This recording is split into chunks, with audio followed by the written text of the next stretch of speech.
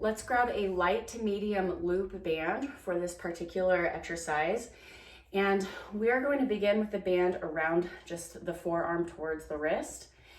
We're then going to bring our feet right under the hips and slightly bending the knees. So from a profile view, I want to stay fair upright, and I'm going to tuck the butt under, push the ribs in, not overly so. We don't want to be a lazy turtle. We still want to have this uprightedness position of our back, engaged low abs, also engaged upper back.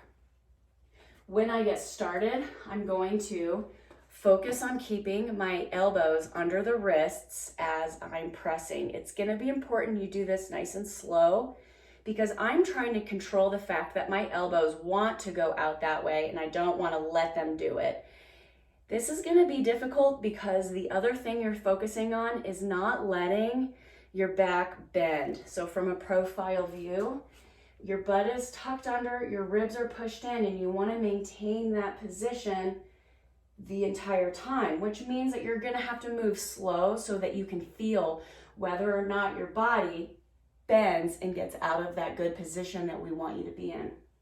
I really love this particular exercise because not only does it strengthen the important little muscles that we might miss or forget about in other workouts, and this is going to specifically target an area and our body mechanics to emphasize that we want the elbow under the wrist when we're doing pressing motions because our shoulder's in a good position and our elbow's in a supportive one.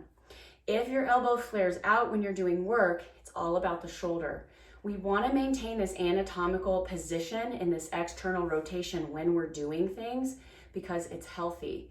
What ends up happening when the elbow turns in, you can see from a side view that from my neck down, it's almost like this little child's playground where you have this slide winding down.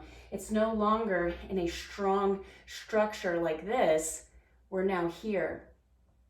Over time, you will create weaknesses in particular areas of the shoulder when you're doing shoulder motions, making them weaker in other areas stronger, which is going to develop some biases and pain, potentially injury because of it.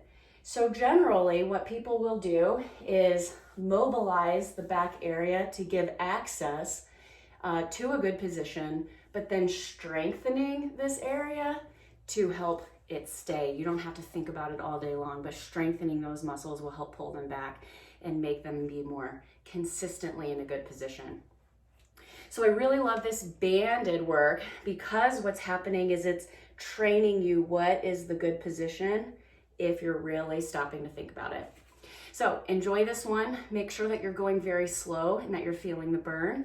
And give the light band a chance first because very quickly will you feel the burn when you're going really slow. So if you jump to a really heavy band too quickly, it might be too much.